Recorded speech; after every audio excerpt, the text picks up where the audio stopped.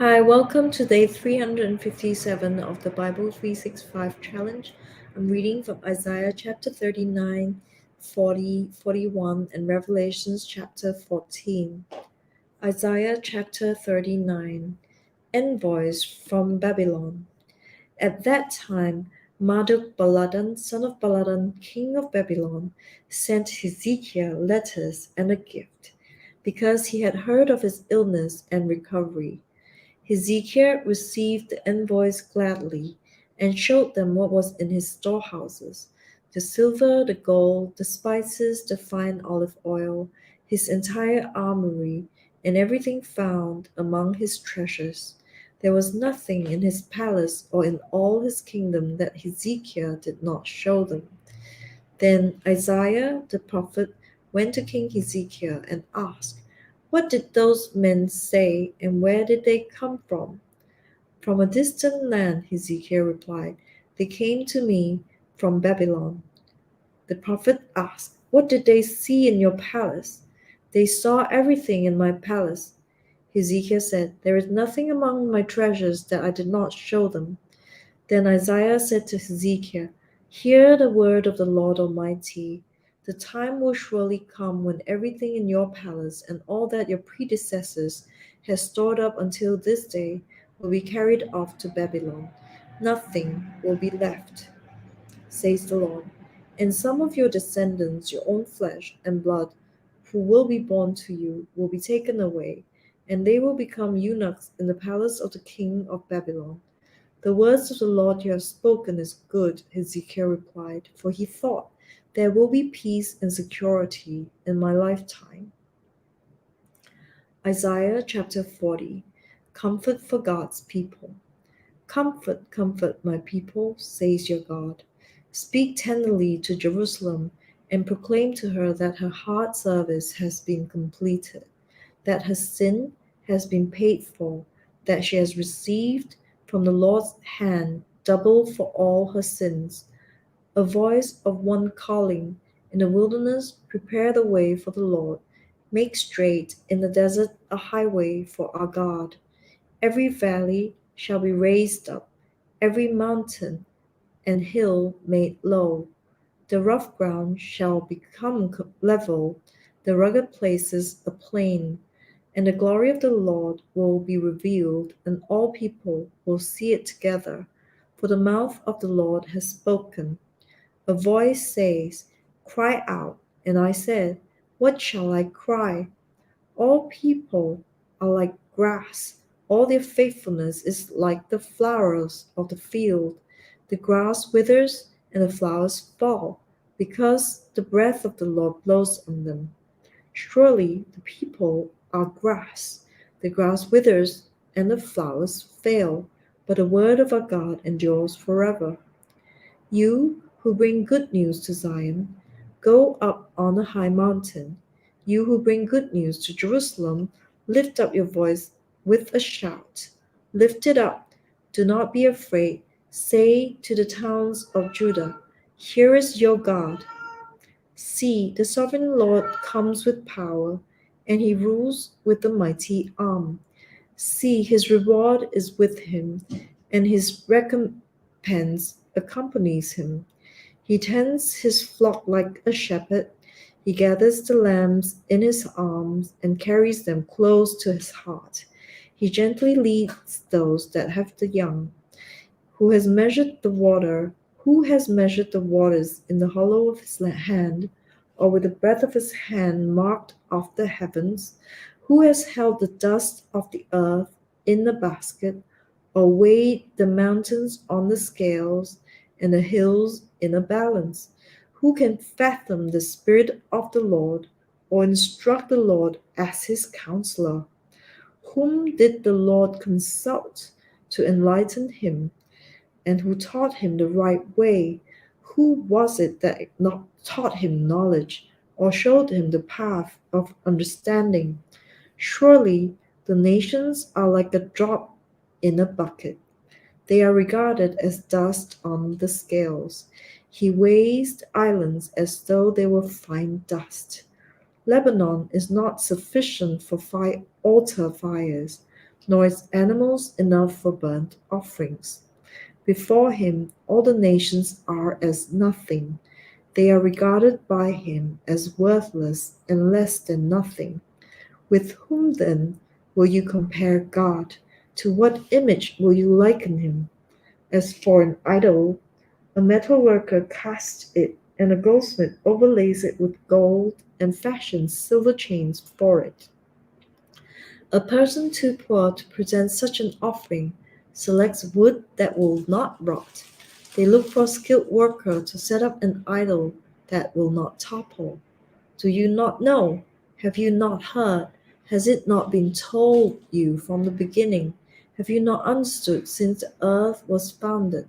He sits enthroned above the circle of the earth, and his people are like grasshoppers. He stretches out the heavens like a canopy, and spread them out like a tent to live in. He brings princes to naught and reduces the rulers of this world to nothing. No sooner are they planted, no sooner are they sown, no sooner do they take root in the ground, than he blows on them and they wither, and a whirlwind sweeps them away like chaff. To whom will you compare me? Or who is my equal? Says the Holy One. Lift up your eyes and look to the heavens. Who created all these? He who brings out the starry host one by one, calls forth each of them by name. Because of his great power and mighty strength, not one of them is missing. Why do you complain, Jacob? Why do you say, Israel, my way is hidden from the Lord, because my cause is disregarded by God? Do you not know? Have you not heard? The Lord is an everlasting God, the creator of the ends of the earth. He will not grow tired or weary, and his understanding no one can fathom. He gives strength to the weary and increases the power of the weak. Even youths grow tired and weary, and young men stumble and fall. But those who hope in the Lord will renew their strength. They will soar on wings like eagles. They will run and not grow weary. They will walk and not be faint. Isaiah chapter 41. The Helper of Israel. Be silent before me, you islands. Let the nations renew their strength. Let them come forward and speak. Let us meet together at a place of judgment. Who has stirred up one from the east, calling him in righteousness to his service? His hands nations over to him, and subdues kings before him. He turns them to dust with his sword, to wind-blown chaff with his bow. He pursues them and moves on unscathed by a path his feet have not traveled before. Who has done this and carried it through, calling forth the generations from the beginning? I, the Lord, is the first of them, and with the last I am he. The islands have seen it and fear the ends of the earth tremble. They approach and come forward. They help each other and say to their companions, Be strong.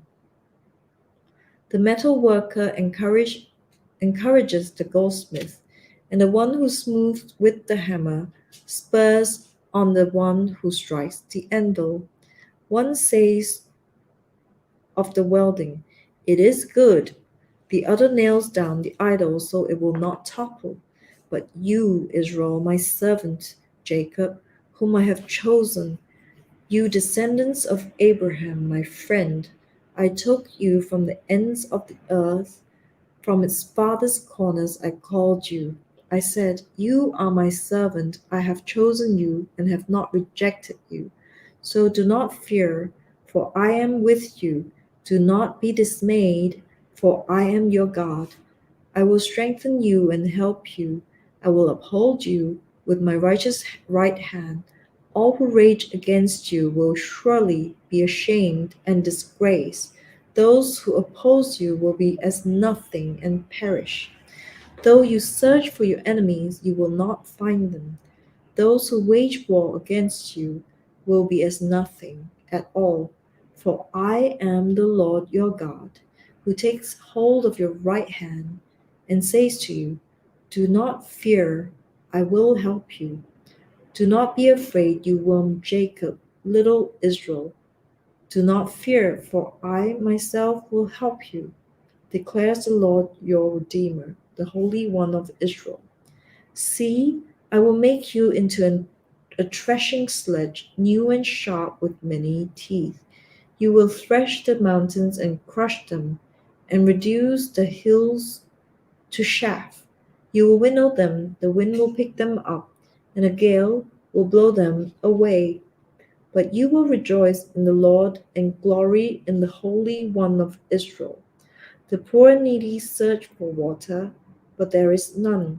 Their tongues are parched with thirst, but I, the Lord, will answer them. I, the God of Israel, will not forsake them. I will make rivers flow on barren heights and springs within the valleys. I will turn the deserts into pools of water and the parched ground into springs. I will put in the desert the cedar and the acacia, the myrtle and the olive.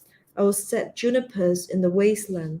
The fir and the cypress go together, so that people may see and know, may consider and understand that the hand of the Lord has done this, that the Holy One of Israel has created it. Present your case, says the Lord. Set forth your arguments, say Jacob's king. Tell us, you idols, what is going to happen. Tell us what the former things were, so that we may consider them and know their final outcome. Or declare to us the things to come. Tell us what the future holds, so we may know that you are gods. Do something, whether good or bad, so that we will all be dismayed and filled with fear. But you are less than nothing, and your works are utterly worthless.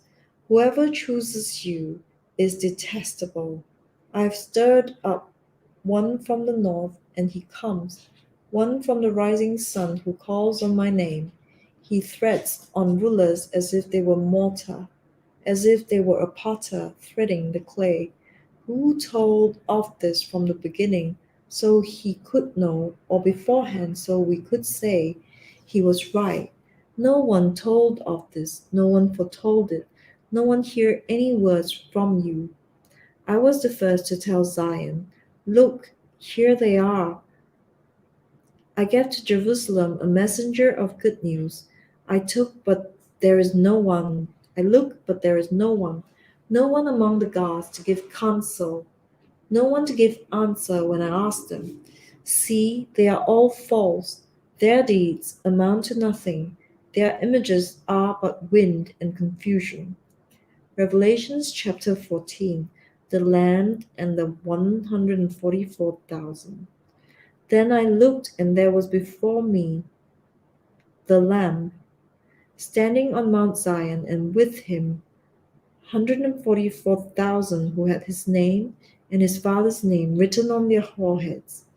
And I heard a sound from heaven like the roar of rushing waters, and like a loud peal of thunder.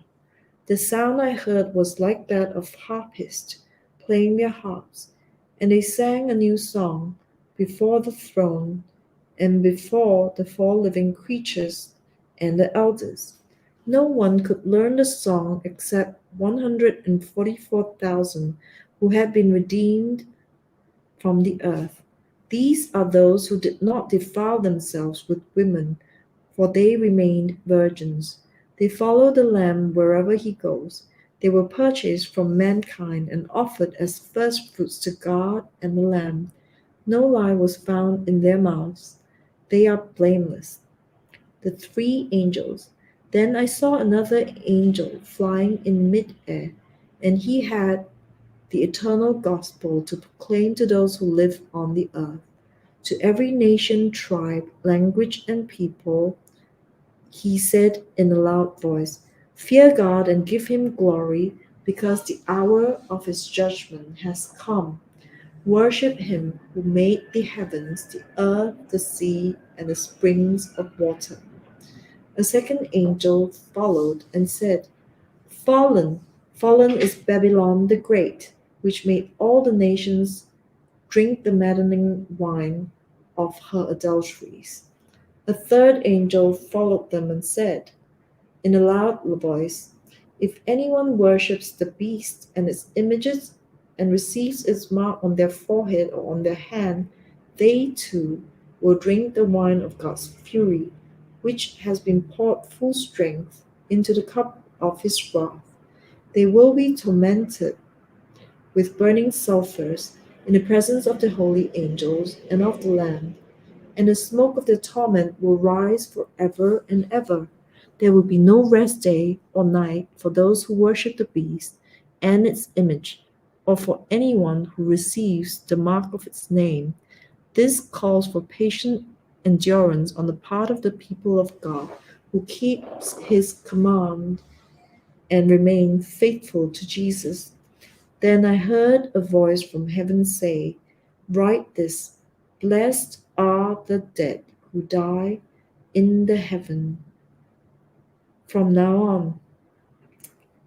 Yes, says the Spirit, they will rest from their labor, for their deed will follow them, harvesting the earth and trampling the winepress. I looked, and there before me was a white cloud, and seated on the cloud was one of the Son of Man, with a crown of gold on his head, and a sharp sickle in his hand. Then another angel came out of the temple and called in a loud voice to him who was sitting on the cloud, Take your sickle and reap, and because the time to reap has come, for the harvest of the earth is ripe. So he who was seated on the cloud swung his sickle over the earth, and the earth was harvested. Another angel came out of the temple in heaven, and he too had a sharp sickle. Still another angel, who had charge of the fire, came from the altar and called in a loud voice to him who had the sharp sickle.